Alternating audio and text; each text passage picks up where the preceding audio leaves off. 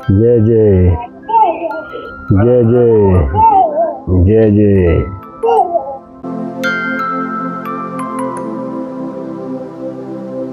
नमस्कार दोस्तों, आप सभी का स्वागत है कि मैं फिर से एक दिन धार्मिक यात्रा में। और आज पहुंचा हूं हरिद्वार, और आपको ऐसे भगवान भोलेनाथ के ऐसे दिव्य स्थान में दर्शन करवाने वाला हूं जिसका संबंध सतयुग से हजारों वर्ष पुराना दिव्य स्थान है। वो उससे मैं आज आपको रूबरू करवाने वाला हूं, और उस दिव्य स्थान के दर्शन करवाने वाला हूं जहाँ पे भगवान भोलेनाथ ने हलाल पीकर इस संसार को विषपान करने से बचाया था, मतलब लाखों की जान बचाई थी। यहाँ प्राणियों का, जीव जंतु जितने भी थे उनका सबका जीवन बचाया था, और भगवान नीलकंठ कहलाए थे। तो आज मैं उस स्थान की यात्रा करवाने वाला हूँ। और लोग, और आप कभी भी ये मत सोचना कि वो नीलकंठ बोल कहलाए थे, नीलकंठ ही है।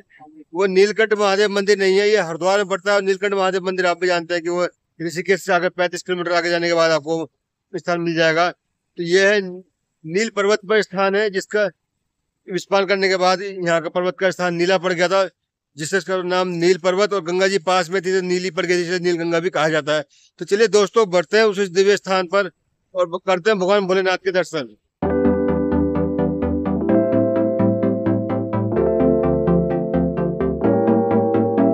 तो दोस्तों, मैं पहुंच चुका हूं दिव्य स्थान पर, और जब चलिए आपको कराता हूं भगवान भोलेनाथ के दर्शन उस दिव्य स्थान के, जिसका इतिहास बहुत हजारों साल पुराना है। तो दोस्तों, ऐसे दिव्य स्थान के मैं आपको दर्शन करवाने वाला हूं,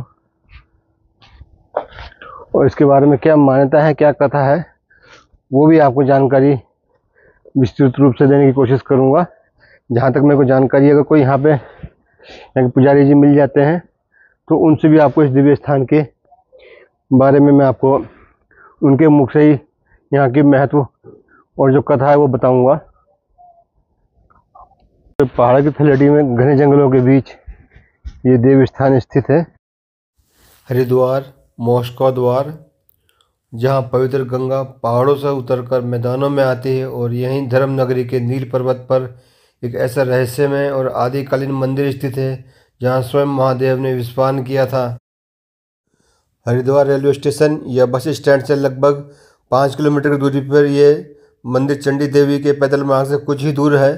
पहाड़ों के बीच प्रकृति की गोद में बसा हुआ एक स्थान भक्तों को अलग ही शांति और अध्यात्म का अनुभव कराता है, अलग ही शांति प्रदान करता है। यहाँ पर आकर आपको ऐसा अनुभव होगा कि आपको इतनी शांति आज तक कहीं नहीं मिली जो शांति आपको यहाँ मिलने वाली है। इस मंदिर का अस्तित्व आदिकाल से माना जाता है। शिव पुराण और स्कंद पुराण में भी नीलेश्वर महादेव का उल्लेख मिलता है। मान्यता है कि यह मंदिर दशेश्वर महादेव मंदिर के काल का ही है। प्रांगण है मंदिर का, यहाँ पर बैठकर भजन कीर्तन वगैरह सब किया जाता है। आप देख लीजिए, यहाँ पे भजन कीर्तन वगैरह यहाँ पे होता है मंदिर का। और ये मंदिर में इस टाइम धुलाई का समय है, दोपहर का। तो अभी आप देख सकते हैं सारा ये स्थान, आप देख सकते हैं धुलाई चल रही है मंदिर की। और ये मैं आपको बाहर का इंटरफेस दिखा देता हूँ। ये बाहर का इंटरफेस कुछ रहने वाला है इस तरह से। ये छोटी सी वाटिका है मंदिर के बाहर। इधर फिर ये घना जंगल है। चारों तरफ इस तरह से कुछ मंदिर आपको दिखाई देने वाला है। और सामने ही है वो भव्य शिवलिंग भगवान भोलेनाथ का। अभी स्नान वगैरह चल रहा है, यहाँ पर सफाई चल रही है मंदिर की। जैसे ही सफाई का कार्यक्रम पूरा हो जाता है, उसके बाद मैं आपको भगवान भोलेनाथ के दर्शन करवाऊंगा, उस दिव्य शिवलिंग के दर्शन कराऊंगा, जो कि हजारों वर्ष पुराना शिवलिंग है, जो कि लगभग 2.5 फुट का स्वयंभू शिवलिंग है, मतलब कि अपना स्वयं उत्पन्न हुआ था। मान्यता है ऐसी कि इस शिवलिंग के अंदर 1000 शिवलिंग स्वयं विराजमान है। पर भगवान भोलेनाथ के शिवलिंग पर अगर आप जलाभिषेक करते हैं, जल अर्पण करते हैं, तो कहा जाता है कि 1000 शिवलिंग के जल अर्पण करने का आपको पुण्य यहाँ पे प्राप्त हो जाएगा।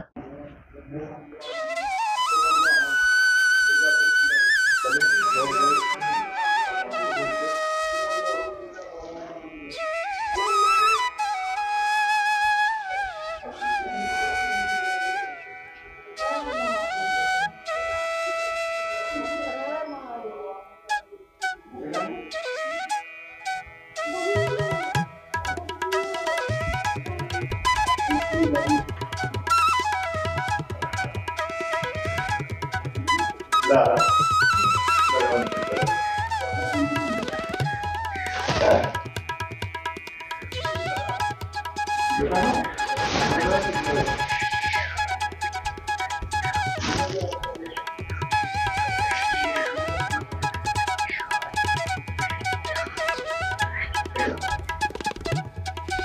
वो पौराणिक शिवलिंग जिसमें कहा जाता है आप एक बार अगर जाते तो 1000 शिवलिंग का पुण्य आपको मिलने वाला है। जय भोलेनाथ।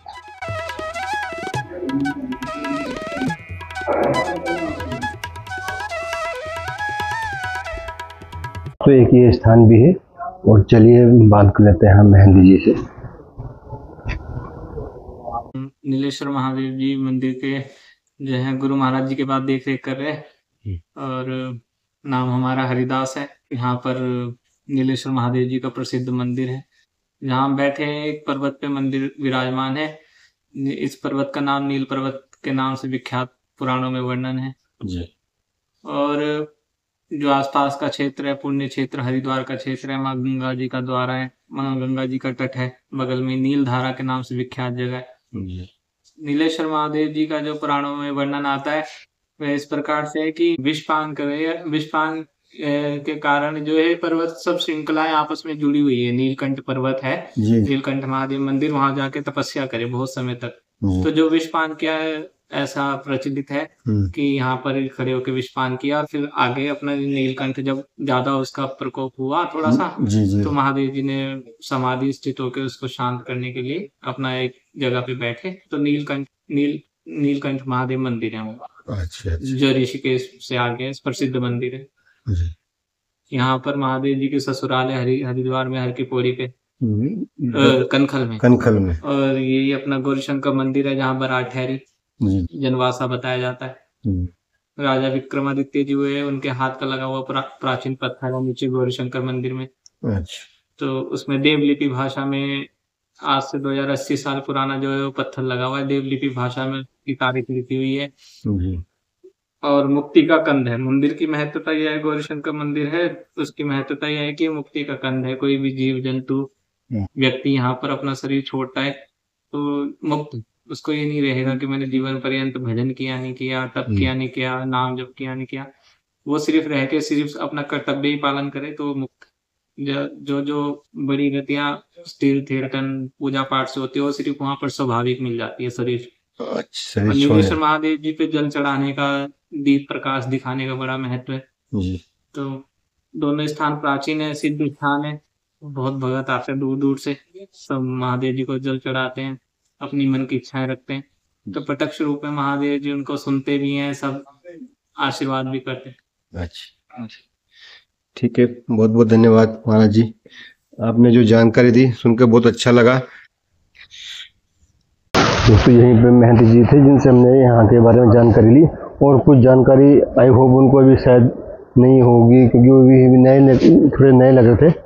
तो मैं थोड़ी जानकारी अपनी तरफ से आपको देने की कोशिश करूँगा जो कि मैंने कई कथाओं के अनुसार जानी है यहाँ पर, जिसके बारे में कई कथाएं विख्यात भी हैं। तो उनके अनुसार भी कुछ यहाँ के बारे में जो जानकारी है वो भी मैं आपको प्रोवाइड करूँगा इस महादेव भोलेनाथ के मंदिर के बारे में। मान्यता के अनुसार जब समुद्र मंथन के दौरान जब हलाहल विष निकला तो भगवान शिव ने उसे यहीं पर ग्रहण किया था। विष के प्रभाव से यह पर्वत नीला पड़ गया और इसलिए इसे नील पर्वत और यहाँ बहने वाली गंगा की धारा को नील धारा भी कहा जाता है। हम इस समय मंदिर परिसर में हैं और यहाँ की वास्तविक ऊर्जा अद्भुत अनुभव कराती है हमें। यहाँ की चारों ओर फैली हरियाली मन को शांति और भक्ति में डुबो देती है। नीलेश्वर महादेव के दर्शन मात्र से ही हर मनोकामना पूर्ण होने की मानता है। यहाँ पर नीलेश्वर महादेव के साथ साथ आपको यहाँ अन्य देवी देवताओं के दर्शन भी होंगे। मंदिर की सादगी और प्राचीनता इसे एक विशेष तीर्थ स्थल बना देती है जो कि हरिद्वार में अपना ही एक महत्व रखता है। यदि आप कभी भी हरिद्वार आएँ तो चंडी देवी के दर्शन के साथ साथ नील पर्वत पर स्थित आदिकालीन नीलेश्वर महादेव मंदिर के दर्शन करना ना भूलें। महादेव का आशीर्वाद और यहाँ शांत वातावरण आपको एक अविस्मरणीय आध्यात्मिक अनुभव देगा। दोस्तों कुछ पौराणिक कथाओं के अनुसार भगवान भोलेनाथ के इस दिव्य स्थान के बारे में जो कथाएं प्रचलित है उसमें से एक कथा ये भी है कि जब दोस्तों कहा जाता है कि जब माता सती भगवान भोलेनाथ की मना करने पर भी अपने पिता दक्ष के यहाँ यज्ञ में गई थी तब उनके पिता दक्ष ने उनका बहुत अपमान किया था माता सती का। तो माता सती अपने अपमान से क्षुब्ध होकर क्रोधित होकर उन्होंने अपना आत्मदाह कर लिया था। तब उसके पश्चात भगवान भोलेनाथ ने इसी स्थान पर खड़े होकर तांडव किया था। क्रोध में तांडव किया था, उसके कारण उनका शरीर नीला पड़ गया था। इसी स्थान से उन्होंने अपनी जटा तोड़कर वीरभद्र को प्रकट किया था और दक्ष का अंत किया था। तो एक कथा ये है इसके बारे में। ऐसी छोटी छोटी और एक मानते ये कि जब समुद्र मंथन हो रहा था तब यहाँ पर इसी स्थान पर खड़े होकर भगवान भोलेनाथ ने विषपान किया था। तो दोस्तों यही जानकारी से कुछ जो महेंद्र जी ने दी और कुछ थोड़ी सी जानकारी मैंने आपको देने की कोशिश करी है। जब भी आप हरिद्वार यात्रा पर आए तो इस दिव्य स्थान का दर्शन करना बिल्कुल भी ना भूलें। तो दोस्तों यही थी जानकारी इस भगवान भोलेनाथ के दिव्य मंदिर के बारे में, शिवलिंग के बारे में, कि ये शिवलिंग कैसे यहाँ पर शंभु उत्पन्न हुआ और कितने हजारों वर्ष पुराना है।